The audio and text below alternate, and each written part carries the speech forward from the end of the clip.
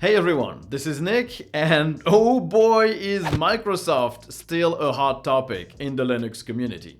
Some think that they've changed and that they are really on a good path. Some still look at them with a wary eye, and some harbor just plain old hate for the company for the slights they done against the FOSS and Linux community in the past. So my goal in this video is to look at how Microsoft has handled Linux and FOSS in the past, how they're doing it today, and the still crappy Linux and FOSS related stuff that they still do today. And we'll decide if they softened up a bit or if they just can't help themselves. Just like today's sponsor can't help but be awesome.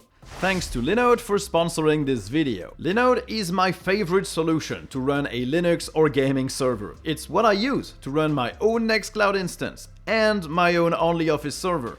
The interface is super easy to use. They are affordable, they have tons of documentation online, and they have one-click deployable servers for a ton of applications or games. For example, FocalBoard. If you don't know about it, it's an open source alternative to tools like Trello, Asana, or Notion. It lets you create milestones, keep track of your notes, have a bird's eye view of your projects, and it basically helps you get stuff done. And you can deploy your FocalBoard server in one click from your Linode dashboard, something I should probably do to ensure that I keep delivering my videos on time. And to get you started, Linode is giving you $100 of free credit to get your own Linux server or gaming server running. To get access to that, just click the link in the description below. So Microsoft has garnered a lot of hate from the Linux and FOSS community over actions they've done in the past. So let's look at these exact actions and see why people really distrust them. So since the 90s, Microsoft hasn't demonstrated the best approach to Linux and open source. The most famous quote here is Steve Ballmer, former CEO of Microsoft, saying, "Linux is a cancer that attaches itself in an intellectual property sense to everything it touches." He went on saying that government funding should only apply to stuff that is available to everyone, which in his mind excludes open source because open source isn't available to companies as it would corrupt their own code. So not only was he probably using a lot of cocaine, but he also completely misunderstands the GPL or various FOSS licenses. There was also the still remembered embrace, extend, extinguish terms used by Microsoft internally to describe their strategy when they were trying to enter a market dominated by open standards. The strategy was just to openly adopt the standard, then start adding their own proprietary extensions to that standard, thus slowly becoming the only companies that has the full standard, and thus forcing others to use their own implementation instead of anything really open. Examples include adding ActiveX controls in Internet Explorer, so other browsers became useless on a lot of websites, replacing the native Java interface by their own that just runs on Windows, MSN Messenger extending the AOL instant messaging protocol, and then making these extensions incompatible with everything else, and a lot more. One could say that it really was Microsoft that was the cancer at the time. It attached itself to any open standard, it corrupted it with its own proprietary extensions, and then it basically made that open standard die. Another notable instance of Microsoft being hostile to open source and Linux include their faux open Microsoft Office OpenXML formats, completely controlled by Microsoft, with Microsoft Office creating documents that are not 100% faithful to the standard. Or Microsoft extorting Android phone manufacturers for each phone sold, because the Linux kernel supposedly infringed on one of their patents. So yeah, the hate for old Microsoft is absolutely deserved. They were super hostile towards Linux, open source, and basically anything open. They saw open source as completely incompatible with their business model, because their business model was building monopolies, and you can't do that if anything is open and anyone can re-implement the same protocol that you're using. Nowadays though, Microsoft has completely changed their stance, at least publicly. First, Microsoft's president, Brad Smith, which was also a lawyer at the time when Microsoft battled open source everywhere it could, well, this Brad Smith said Microsoft was on the wrong side of history when open source exploded at the beginning of the century, and I can say that about me personally. Microsoft CEO Satya Nadella went on stage with a Microsoft loves Linux slide when talking about Azure and WSL. And who knows, maybe he even meant it. Microsoft nowadays uses Linux in Azure, their cloud offering. They even build their own Linux distro called Azure Sphere. They ship a Linux kernel in every Windows install for use with the Windows subsystem for Linux, something that lets you run a Linux distro inside of Windows, mainly aimed at developers, but it can also run graphical apps. Of course, some people might argue that WSL is not a good thing for Linux, because it means that developers will stick to Windows and still get the full benefits of using the Linux command line, but I'm personally more mixed on this. On top of that, Microsoft has open sourced a bunch of stuff, including .NET Core, Visual Studio Code, PowerShell, the original Edge JavaScript engine, their own Fluid UI framework and SDK, used to create apps with the modern Windows 11 interface, or even the Windows terminal. Microsoft is also a contributor to the Linux kernel, and while they don't do as much as Google, Huawei, Intel or Facebook, they still contribute, mainly to stuff that helps them with securing their cloud offerings. But still, it's not through proprietary extensions, it's in the main branch of the Linux kernel. Microsoft also has a FOSS fund, which attributes money to FOSS projects that Microsoft employees decide on. They vote for the stuff they like, and this stuff gets money. Not huge sums, but still, GNOME grabbed $10,000 just because Microsoft employees are using GNOME when they use Linux internally, and they want to help the project. So yeah, Microsoft does seem to have embraced Linux and open source. And yes, embrace is probably not the best term to use for Microsoft. But these efforts are still pretty minimal compared to what's still missing. Sure, they have a Linux version for Microsoft Teams and VS Code or Microsoft Edge, but their biggest offerings like Microsoft Office are still not on Linux. So sure, they have some open source code, but it's relatively small stuff. They didn't open source any major program or even parts of Windows. Microsoft, on the surface at least, seems to have accepted that they need to coexist with Linux and open source. They seem to have accepted that their business model is selling services and that there is more money to make by controlling the cloud infrastructure instead of the cloud OS. And that's what they're doing. They generally seem to behave like every other big tech company towards open source, which is they use it because they need it to create better projects, and they contribute to improve their own projects. And because they're forced to, it's not for the greater good of the community, it's to further their own interests. But in the end, they still contribute, and they still don't do anything really weird with the projects that they interact with.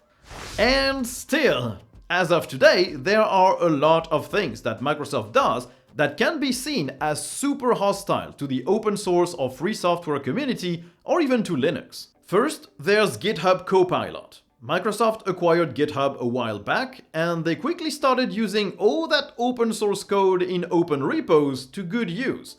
They implemented Copilot, some AI tool that helps developers write code by auto-generating methods and functions, auto-filling code, and more.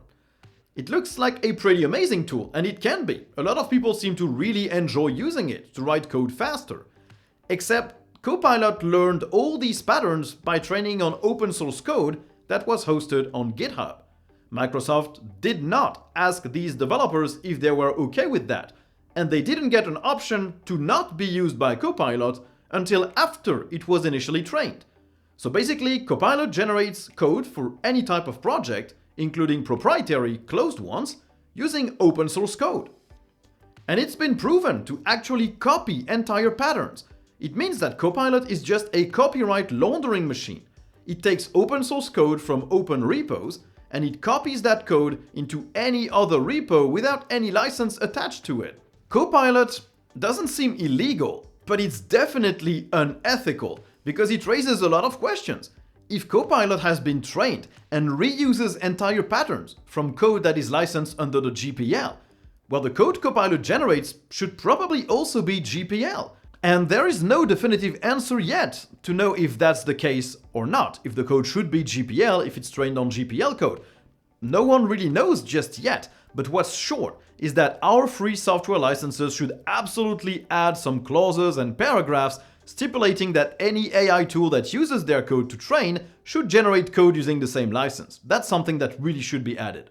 And then there's the requirements for some computers that Microsoft has added. For enterprise PCs, Windows has something they call Secure Core.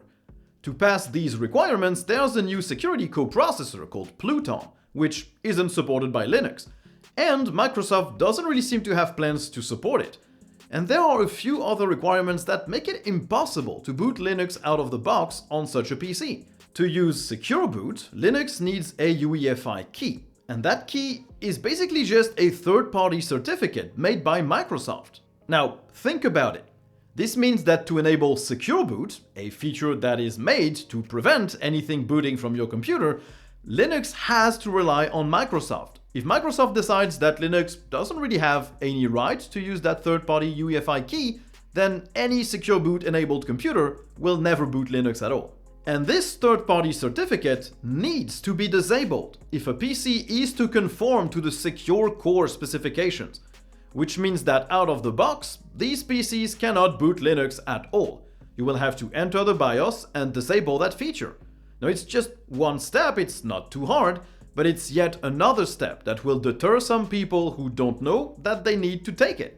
And sure, it's only for enterprise PCs for now, but who's to say if Microsoft isn't going to make these requirements part of what Windows 11 needs to boot for everyone, period? Like, they've done that for Windows 11. They added some bullshit security requirements so that people would upgrade. Who's to say they won't add these to the next version of Windows? Now, last, there are still some issues that illustrate that Microsoft does not understand how the open source community works and reacts, which leads to a few problems. The latest one was their new App Store policy on Windows. It all started from a good place. They did not want users to have 20 clones of GIMP or LibreOffice that were paid for, probably unsecure, and generally just were copyright ripoffs of the original. So they added some clauses to their policy that said open source app cannot be monetized on our store. And they pushed these changes as is without talking it over or without announcing it beforehand. And so, with this super badly written, not announced in advance change, basically the whole FOSS community assumed that Microsoft was banning any open source app from their store, because Microsoft generally has a bad track record with open source and Linux, and they just did no efforts whatsoever to try and explain their rationale or to even try to word the thing carefully. And then Microsoft had to explain that no, that was not their intention. They just wanted to block overpriced copycats. But the whole thing made people distrust them even more, and it's going to stay as a black mark on Microsoft for years to come. And it could all have been avoided with a bit of communication with the community. And so we come to the conclusion. Is Microsoft still super evil and trying to embrace, extend, and extinguish Linux and the whole open source community? Or did they actually learn to coexist with open source and Linux? So I personally think that Microsoft itself doesn't really know where it stands towards FOSS or Linux. They take one step backwards, one step forwards, and the cycle repeats. What seems clear to me though, is that while they agree with open source and they see the advantage of using open source to build their own project, to have a community contribute code to their project and help them work it out, they really do not like or understand free software.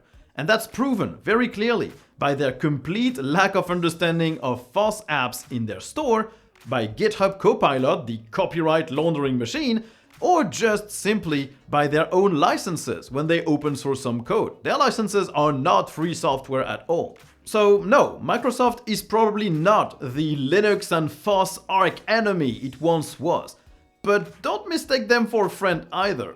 While they do like open source these days, they only use it because they need it to actually function as a software developer in today's world.